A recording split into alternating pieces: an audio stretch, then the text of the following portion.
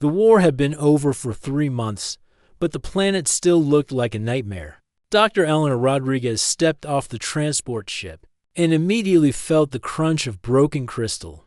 Under her boots, everything here used to shine like diamonds. But now it was just sharp pieces scattered everywhere like deadly confetti. She pulled her medical bag closer and looked around at what used to be the most beautiful city in the galaxy. The locals called it Zephyr Prime, and before the war, travelers would come from across the universe just to see the crystal towers that reached into the clouds. Now those same towers lay broken on the ground, creating a maze of rubble that stretched as far as she could see. Elena was part of the small medical team sent here to help the survivors. She wasn't a hero or anything special, just a regular doctor who happened to be good at fixing people in bad situations. Back home on Earth, she worked in emergency rooms, but nothing had prepared her for this level of destruction. The aliens living here were called Zephyrians, and they were unlike anything Elena had ever seen. They stood about 7 feet tall with skin that changed colors like oil on water. When they were calm, their skin looked silver. But when they got upset or scared, it turned darker shades of blue and purple. Their eyes were huge and seemed to hold ancient wisdom. But right now, those eyes mostly showed pain and fear. Setting up the medical station was harder than expected. The Zephyrians didn't trust humans, and honestly, Elena couldn't blame them. Just months ago, humans and Zephyrians were shooting at each other across space. The war had started over some stupid misunderstanding about trade routes, but it had spiraled into something terrible that left both sides damaged. Elena's first patient was a young Zephyrian who had been caught in an explosion. His arm was badly hurt, and he kept flinching every time she got close. She worked slowly and spoke softly, even though she knew he probably couldn't understand her words. But somehow, her gentle touch seemed to calm him down. What surprised Elena most was how little the Zephyrians knew about treating serious injuries. Their technology was incredible. They had flying cars and buildings that grew themselves. But they had lived in peace for so long that they never needed to learn about trauma medicine. Before the war, their biggest medical concerns were things like common colds and broken bones from accidents day after day. Elena treated patients with radiation sickness, crush injuries, and wounds that wouldn't heal properly. She learned that Zephyrian bones were partially made of crystal, which made them stronger, but also more complicated to fix when they broke. Their blood was a strange silver color that turned gold when it hit air, and they had two hearts instead of one. The hardest part wasn't the medical challenges, though. It was seeing the fear in their eyes when she approached. Some Zephyrians would rather suffer in pain than let a human touch them. Elena understood their feelings, but it broke her heart every time someone turned away from help they desperately needed. One Zephyrian was different, though. His name was Kale, and he was younger than the others, maybe the equivalent of a 20-year-old human. His skin stayed mostly silver, which Elena learned meant he was naturally calm and curious. Kale had learned some basic human language by listening to old broadcasts before the war, and he became Elena's unofficial translator and guide. Through Kale, Elena learned about Zephyrian culture. They valued art, music, and philosophy above everything else. Their cities had been filled with sculptures that sang in the wind and gardens, where the plants created light shows at night. The war hadn't just destroyed their buildings. It had destroyed their entire way of life. Elena had been on the planet for exactly 1 week when something changed everything. She was doing her evening rounds, checking on patients who were staying overnight in their makeshift hospital, when her medical scanner started beeping in a strange pattern. The device was designed to detect life signs, and it was picking up something unusual. She followed the beeping sound outside, walking carefully through the rubble-filled streets. The signal was coming from what looked like the remains of the biggest building in the city. Kale had mentioned this place before. It used to be some kind of important government building, but now it was just a mountain of broken crystal and twisted metal. Elena held up her scanner and watched the display in amazement. Deep under all that rubble, maybe 50 feet down, something was alive. The life signs were weak but steady, like someone sleeping or unconscious. But that seemed impossible. How could anyone survive under there for 3 months? She called Kale over and showed him the readings. His skin immediately turned a deep blue color, which Elena had learned meant he was very upset or scared. He kept shaking his head and saying words in his own language that sounded like warnings. When Elena finally got him to explain in human language, what he said made her even more determined to investigate. That building hadn't been just any government building. It had been the royal palace, home to the Zephyrian royal family for over 1,000 years. Everyone assumed the royal family had died when the palace was destroyed in the final attack of the war. But Elena's scanner didn't lie. Someone was down there, buried alive, probably slowly dying. And if her equipment was right, whoever it was had been conscious and fighting to survive for 3 long months. Elena stared at the massive pile of debris and made a decision that would change everything. She was going to find whoever was trapped down there, no matter what it took. She was a doctor, and doctors didn't give up on patients, even when those patients were buried under 50 feet of rubble on an alien world, where she wasn't exactly welcome. As she stood there in the fading light of the alien sun, planning what would become the most important rescue of her life, Elena had no idea that the person trapped below was about to turn her from a simple field medic into the most important human in galactic history. Elena couldn't sleep that night every time she closed her eyes. She kept thinking about those life signs under the palace ruins. Someone was down there, alive but probably getting weaker every hour. She had taken an oath as a doctor to help people, and that oath didn't care if the person was human or alien. The next morning, Elena went straight to her commanding officer, Captain Rodriguez. He was a practical man who cared more about following orders than taking risks. When Elena explained what she had found, he immediately shook his head. Absolutely not, Doctor. We're here to treat the injured, not to go digging through dangerous ruins. That whole area could collapse at any moment. I'm not losing my best medic on some wild rescue mission. Elena tried to argue, but the captain wouldn't listen. He reminded her that they were guests on this planet and couldn't just go around disturbing important sites without permission. Plus, the engineering equipment they would need for such a dig wasn't available to their small medical team. Frustrated but not defeated, Elena decided to ask the local Zephyrians for help. She found Kale helping to sort medical supplies and pulled him aside.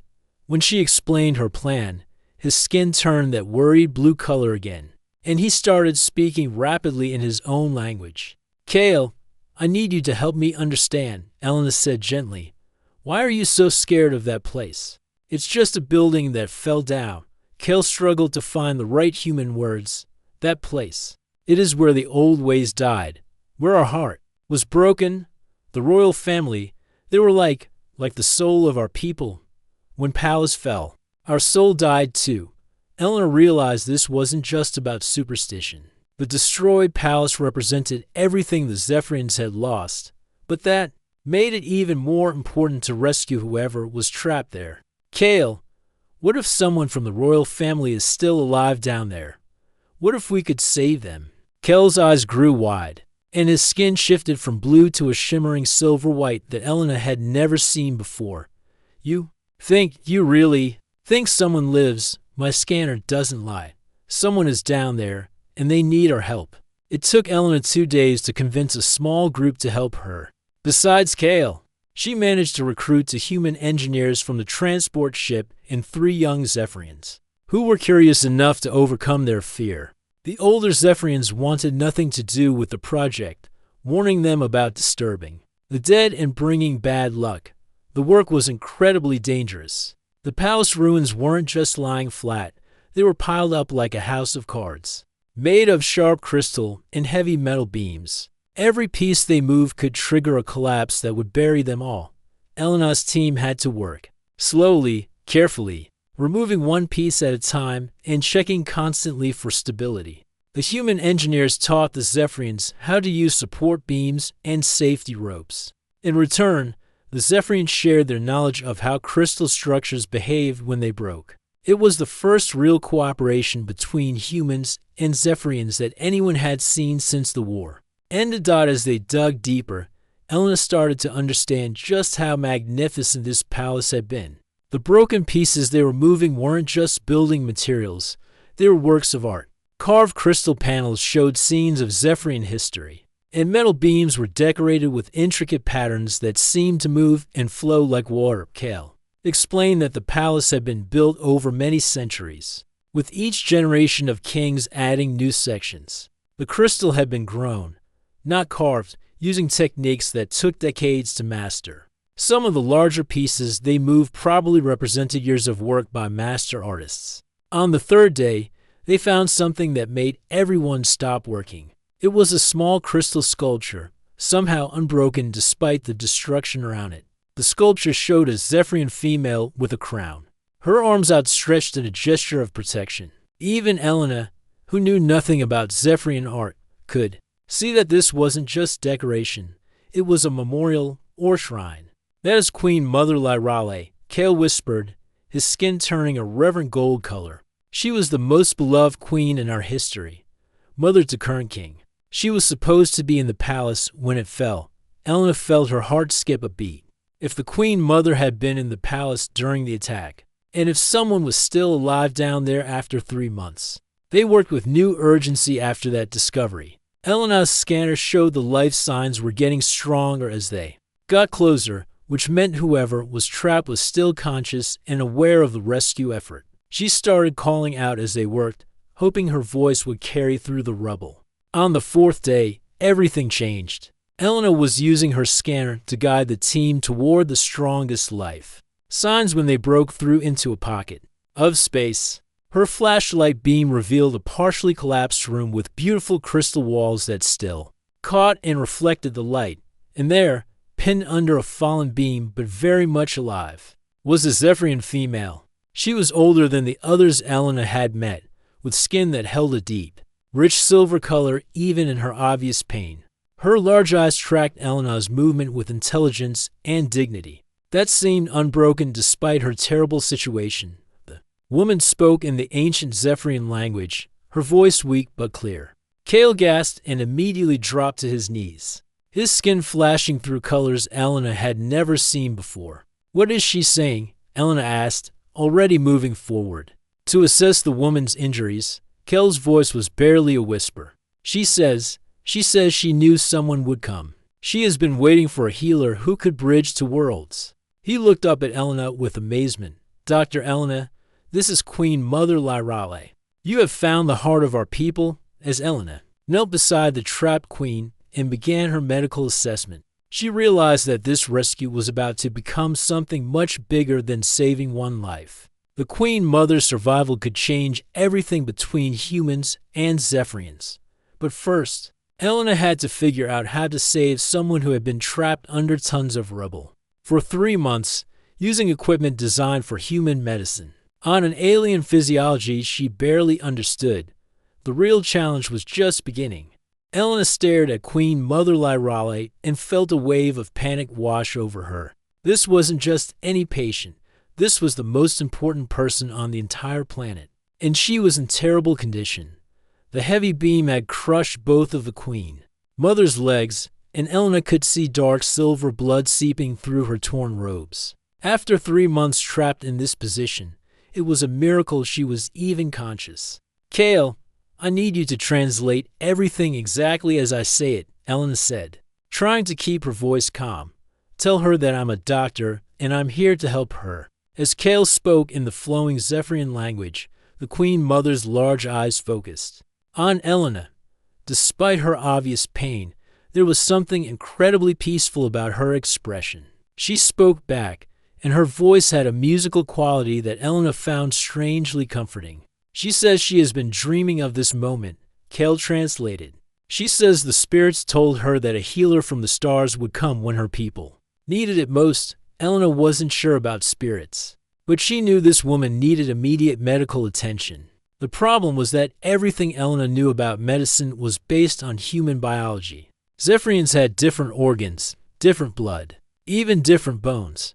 What if something that would save a human actually hurt her? Tell her I need to examine her injuries, but I have to touch her to do it, Elena said. The Queen Mother nodded and spoke again. She gives you permission to do whatever is necessary. Kale translated. She trusts you completely.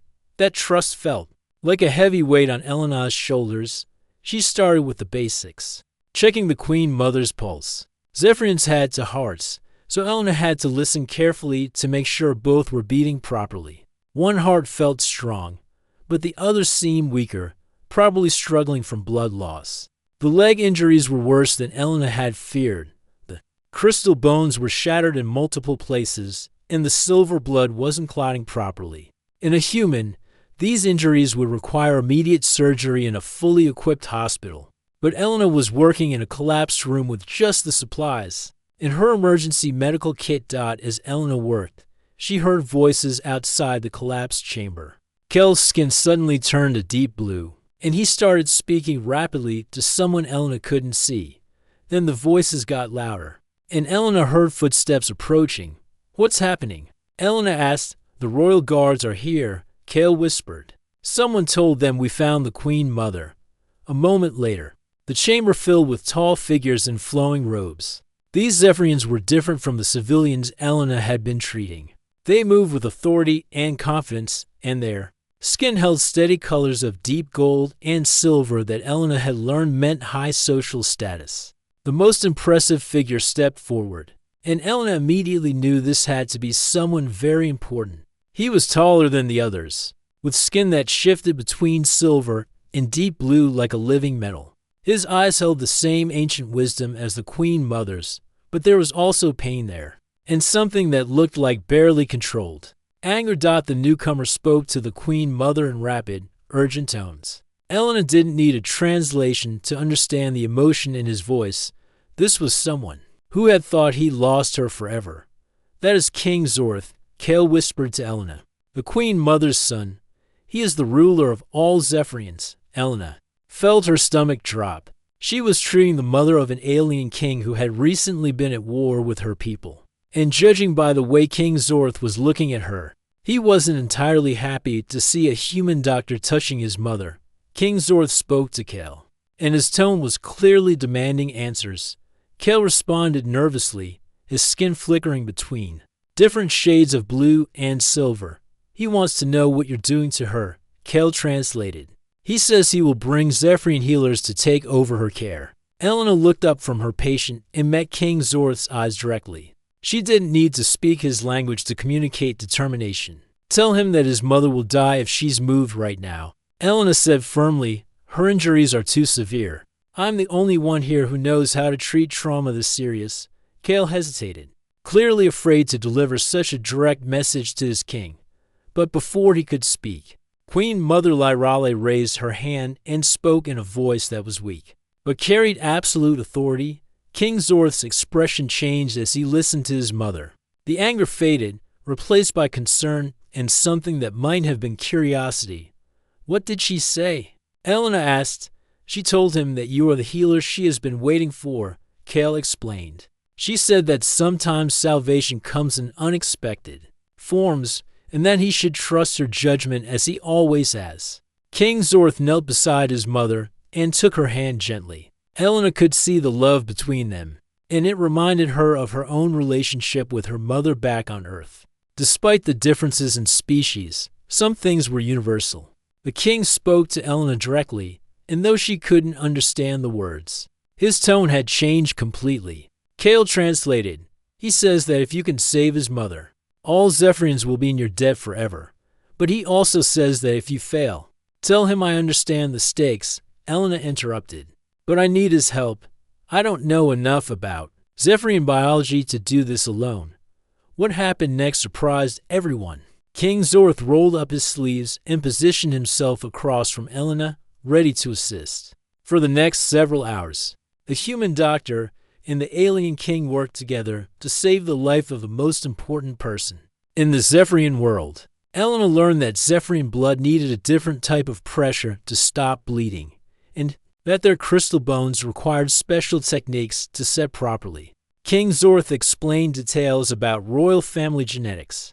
that were crucial for understanding his mother's unique physiology. As they worked, Elena began to see past the intimidating exterior. King Zorth was just a son trying to save his mother, the same as any human would be. And slowly, as they shared the intense focus of emergency medicine, the war between their peoples began to feel like something from a distant past.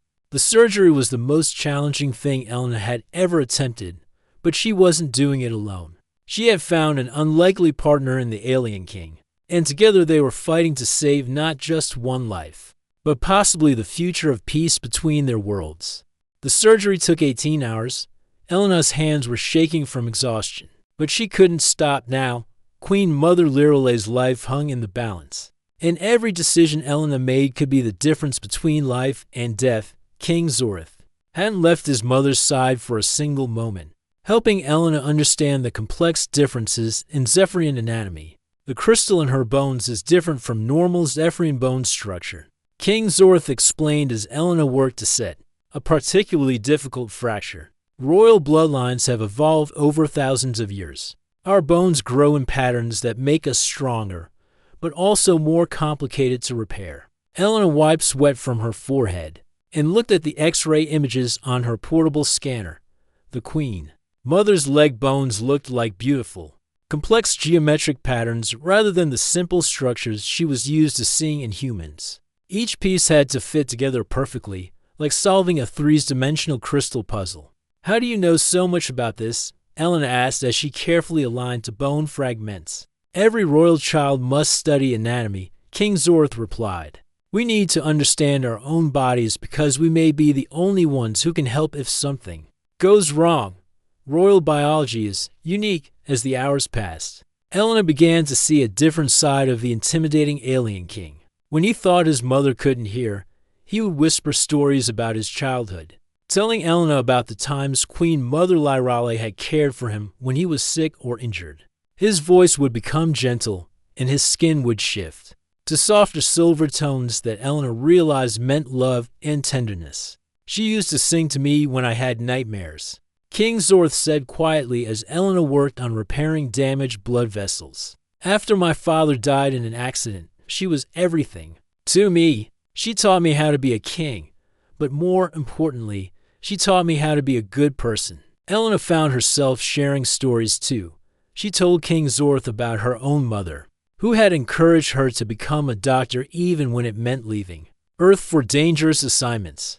She talked about the patients she had saved and the ones she couldn't, and how each loss still haunted her dreams.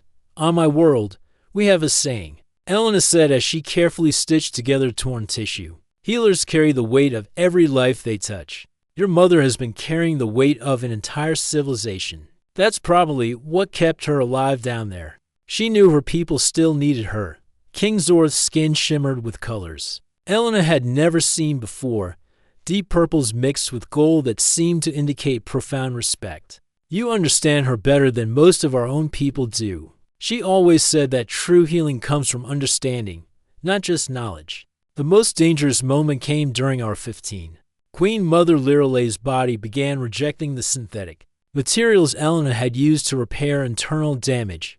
Her silver blood turned darker, almost black, and her breathing became labored. Both of her hearts started beating irregularly, and Elena's monitors began screaming warnings. "What's happening?" King Zorth asked, his skin flashing rapid colors that Elena recognized as panic. "Her body is fighting the foreign materials," Elena explained, working frantically to stabilize her patient. "The synthetic mesh I used to repair her organs, her immune system sees it as an enemy." Elena had faced similar problems with human patients, but the solution she knew might not work on Zephyrian biology. She was running out of options when King Zorth suddenly stood up and walked to a bag his guards had brought. "There might be another way," he said, pulling out what looked like a collection of small crystals. "These are healing crystals from our most sacred sites. They've been used by royal healers for centuries." Elena looked at the crystals skeptically. She was a scientist, trained to rely on proven medical techniques, not mystical remedies. But she was also desperate, and Queen Mother Liralle was getting worse by the minute. "How do they work?" Elena asked.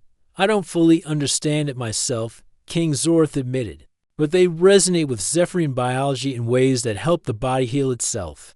If we could combine them with your medical technologies somehow, Elena made a decision that went against everything she had been taught in medical school. She took the healing crystals and began experimenting with ways to integrate them into her treatment. She placed them near the synthetic materials while using her medical scanner to monitor Queen Mother Liralay's vital signs. Something incredible happened. The crystals began to glow with a soft, pulsing light that matched the rhythm of the Queen Mother's heartbeats. Elena's scanner showed that her body was no longer rejecting the synthetic materials. Instead, the crystals seemed to be helping her biology accept and work with the foreign substances.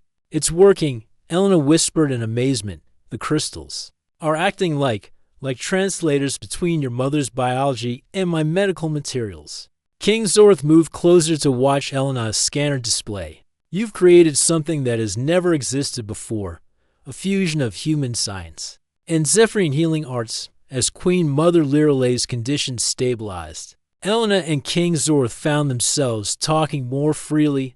Elena learned that the king had been preparing to resume the war, believing that humans had deliberately targeted the royal family. The Queen Mother's apparent death had filled him with rage and a desire for revenge. "I thought your people had taken everything from us," King Zorth confessed. "Our cities, our art, our history, and then our heart when Mother disappeared.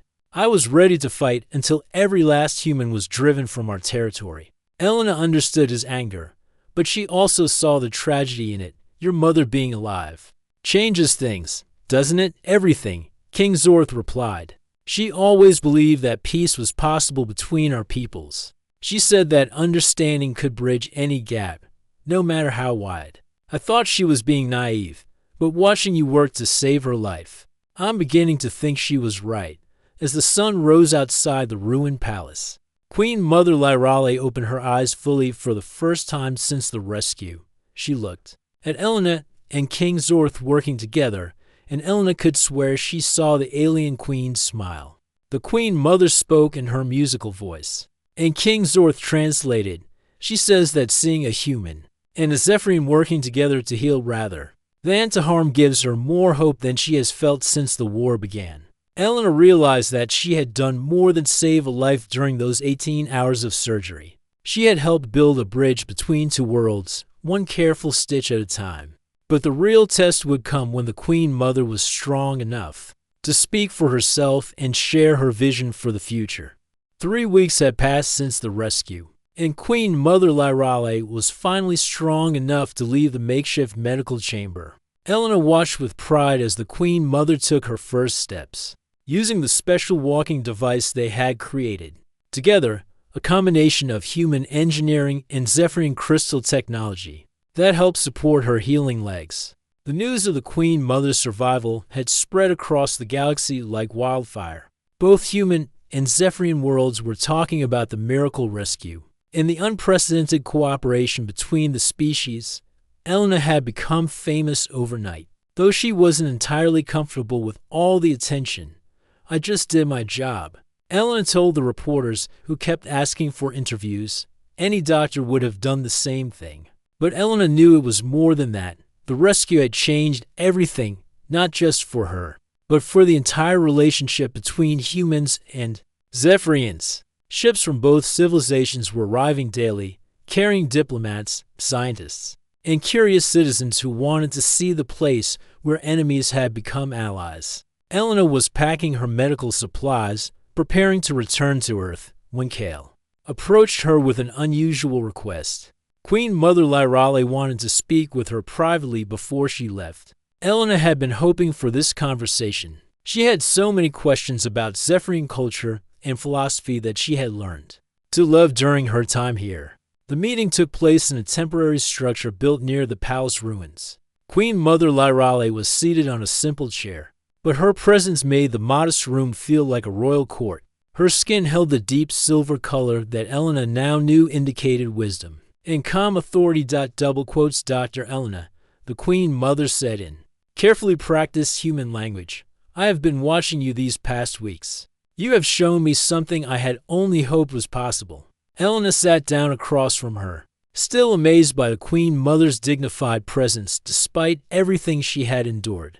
"What's that, Your Majesty? That healing is not just about fixing what is broken," Queen Mother Lyrale replied. "It is about building bridges where walls once stood. You did not just save my life, you saved the future of both our peoples." Elena felt tears forming in her eyes. She had come to this planet as a simple field medic, but somehow she had become part of something much bigger than herself. "I have a proposal for you," Queen Mother Lyrale continued. "My son and I have been discussing the future. We believe that what happened here should not be a single miracle, but the beginning of a new era." King Zorth entered the room at that moment, his skin showing the confident gold patterns Elena had learned to associate with important decisions. He had changed a lot during the past 3 weeks, becoming less intimidating and more approachable as he worked alongside the human medical team. "We want to offer you a position," King Zorth said.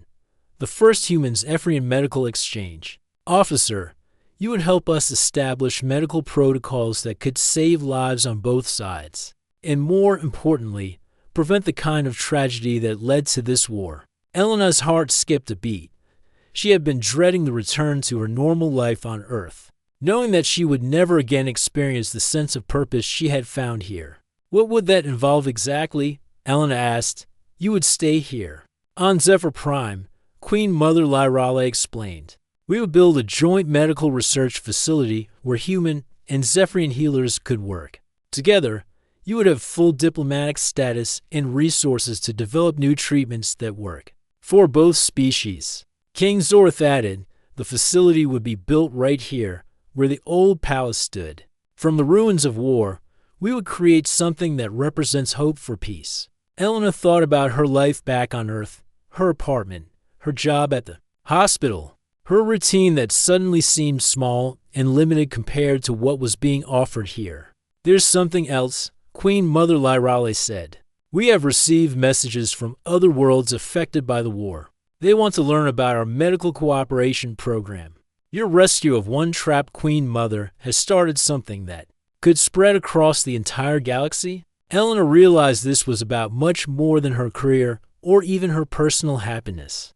This was about using medicine as a tool for peace, showing other civilizations that former enemies could work together for something greater than themselves. "I need to think about it," Elena said, though her heart was already pulling her towards staying.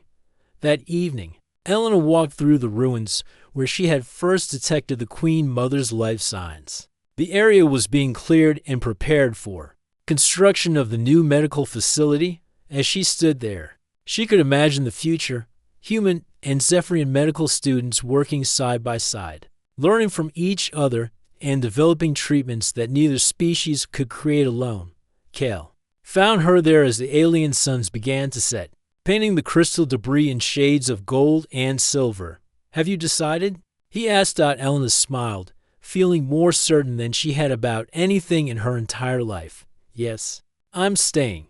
This feels like where I'm supposed to be."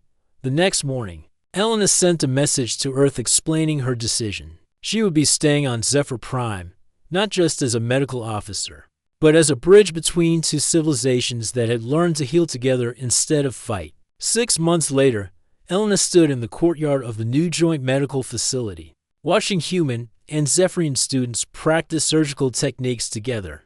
The building was beautiful, a fusion of human practicality and Zephyrian artistry that seemed to glow with its own inner light.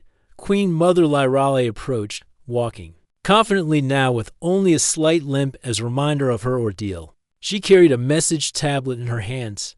"More requests," she said with satisfaction. 5 more star systems want to establish similar medical exchange programs. It seems your rescue of one old queen has started a revolution of healing across the galaxy." Elena looked up at the crystal spires of the new building reaching toward the stars and smiled. She had come to this world to treat the wounded, but she had ended up helping to heal the galaxy itself. Sometimes the most important journeys begin with a simple decision to help someone in need, even when that someone is buried under 50 feet of rubble on an alien world.